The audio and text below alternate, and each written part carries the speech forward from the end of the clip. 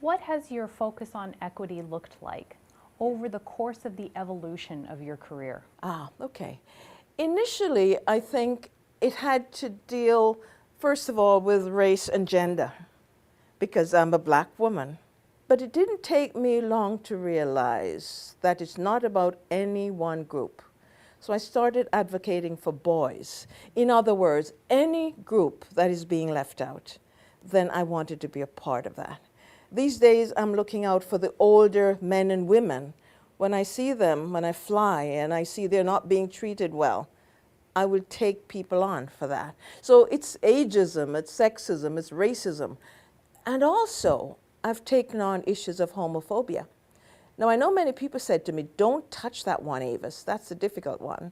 And there are many instances I can give you as a school leader in small communities and so on when I stood up for those issues. I had to say to a group of people, at this stage, it is no longer about us. That they said, but what if they say you're gay?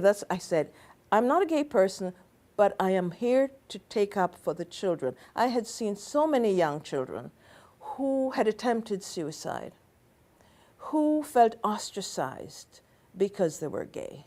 So to me, Amy, you cannot say you're a human rights advocate if you're going to be selective about the human beings for whom you will advocate. It's all or none. It's simply that. You've alluded to the fact that you may have been criticized or told to narrow your focus around equity and human rights. Yes. What has it meant for you over the course of your career to be consistent or even expansive in your commitment to equity? Yeah, I think it has to do with your basic convictions. And you have to be really tough in society. When I worked in one school district, I won't name the school district, I took on some equity issues that even my bosses said, leave it alone. But I persisted because I think unless you have people who are willing to literally put their careers on the line for others, certain things will never happen because changes take so long. But what I want to say to most of my friends in education, and initially I remember one vice principal wanted me to leave these issues alone. You know, I take on everybody's problems, he said, because my whole philosophy is I'll spend my life minding other people's business. And that same person, I remember he called me one day and he said, Avis, now I know what you're talking about.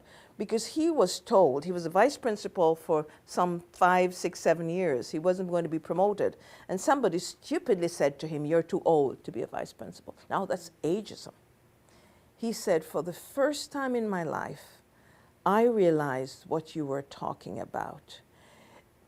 But the issue, now that he was being rejected because he was because he was old, the issue for us as educators, you cannot wait until something touches you personally, and that's when you're going to take it on.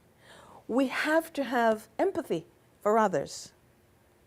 And as I said, minding other people's business, so that if somebody is being disparaged because the person is male or any of the human rights issues, we must, as educators, be there to say, we cannot have this happen.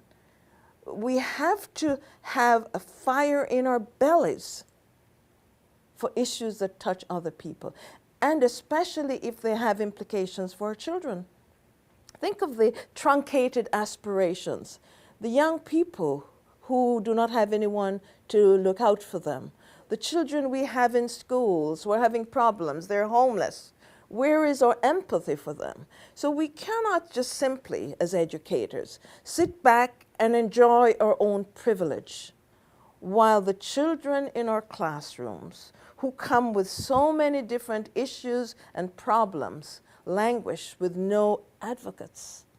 Education has to be about advocacy. Educators must see the relationship between what we do in school and the future well-being of our society. Educators must realize that the school, the classroom, is a laboratory of what effective human relationships look like. So we're creating the Canada of the future, the communities, the diversity, and how we get along right in our classrooms. So teachers must see themselves as nation builders. It's not just to teach the reading, writing, and mathematics, though those are important, but we are nation builders, we're community builders. And we must always see how those relationships will affect the future well-being of our society. We're doing that in our schools right now. So that's why I cannot understand how some people become dispirited or upset or disparaged. We have a society to create because we chose education.